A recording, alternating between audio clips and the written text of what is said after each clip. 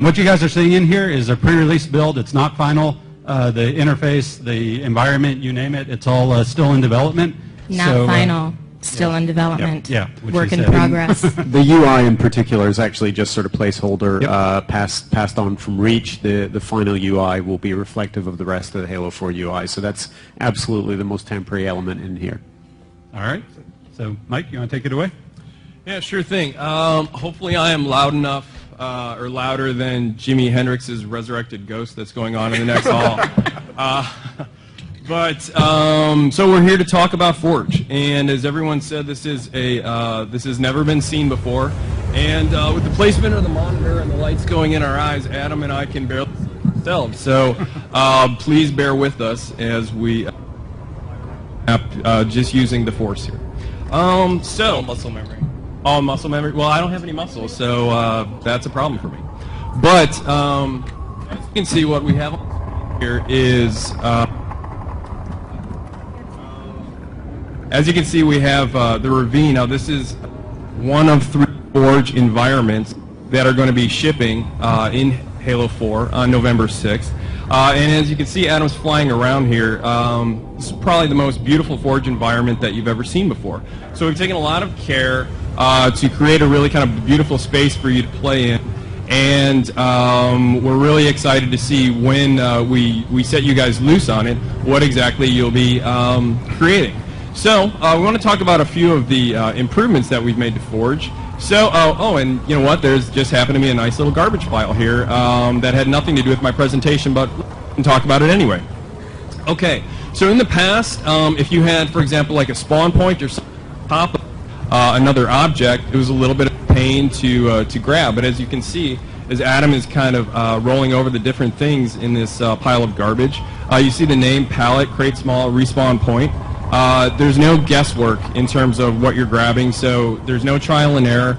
You'll be able to grab exactly what you want, because when you do and you put the crosshairs over it, the name will highlight and you will know exactly what you're picking up. So that's one of the improvements we've put in Forge for Halo 4. So if you have something, so this bunker round, for example, which you see the name down there because we got the nice highlights, and you're placing it, and you're taking a lot of time and loving care to put it exactly where you want it. One thing that used to be a drag was you could easily kind of accidentally bump the controller and move it out of the position, and all that time and loving care that you put into it is now down the drain. But if you have it where you like it, like Adam does here, we've given you the to lock it. So, that's right.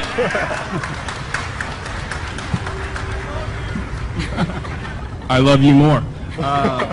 So now we have this nice piece exactly where we want it. It's locked. It is going to stay there until the end of time, or when if Adam decides to unlock it and move it wherever he likes. So you see we have this half a bunker. I mean, who out there wants half a bunker? Hey, only that guy. You, out of here, security. Okay, no one wants half a bunker is the correct answer. So, if you have something that repeats, so like a road, a racetrack, we've seen a lot of cool racetracks and stuff like that in different course maps. If you have something that you want to repeat, now we've given you the ability to dupe it. So, Adam has, this guy loves duping. Okay, so Adam has duped the base, and he is getting it lined up, and sometimes it used to be a little bit of a pain to get things exactly lined up. If you bump the controller and then the axes were kind of screwed up. So you've spoken, we've listened, and we've created a magnet system. How do magnets work?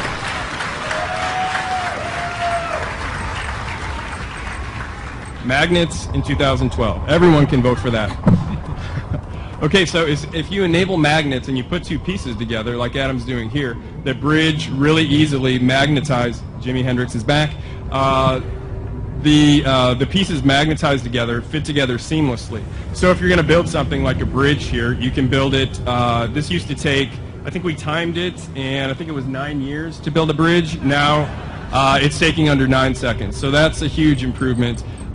So if you're building something, a racetrack, a bridge, a wall, something that repeats, you just can keep duping and magnetizing, and build what you wanted to build in a fraction of the time. So less focus on actually the mechanics of building, more on the actual creativity. So we built a couple things. We're liking it.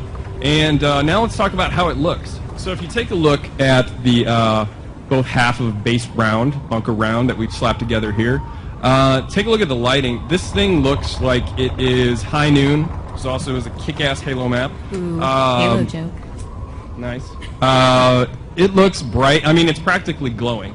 So if you're in a low lighting kind of situation and you would have something that looks like it's on the center of the sun, it kind of sticks out like a sore thumb.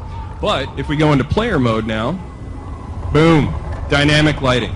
Okay, so, yeah, give it up for dynamic lighting.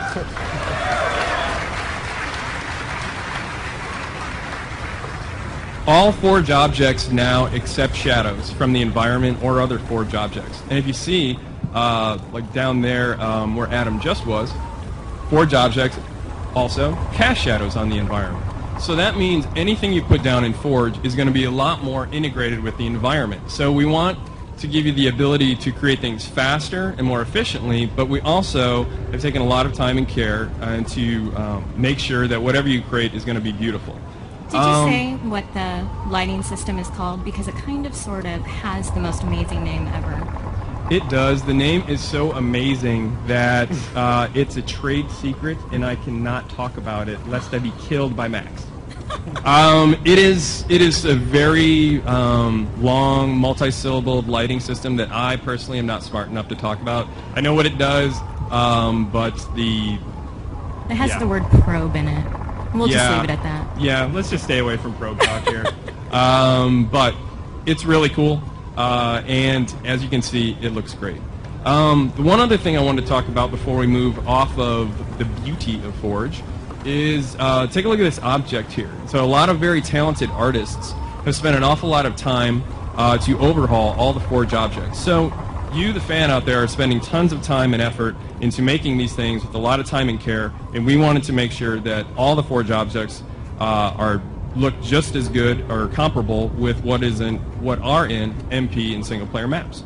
So everything is going to be a lot more beautiful, easy, and efficient to make. So now, let's see, we've got a little bridge going over the ravine. I've got money on saying Adam cannot make the jump, so let's see. You can do it. You can do it. So close. Oh my god. Not even close, as you can see.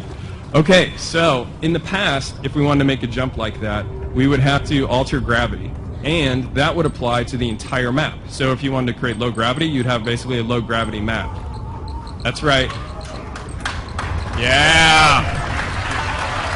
Yeah! I mean, you guys are so smart, I don't even need to tell you what's going on here. But for that one guy out there, yes, I'm talking about you, sir, who looks confused, let me just describe it. What Adam has done is laid down what's known as a player trait zone.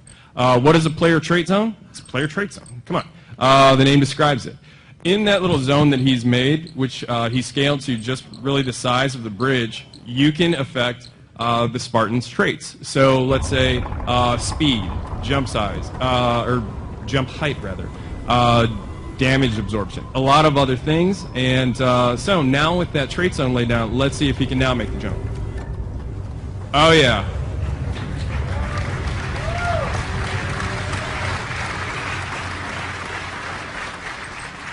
Max, you were supposed to tell me that I should have bet on that jump. Well, you were betting against me. Oh, that's right, that's right. Well, you pay me, so. Anyway, it all comes from him.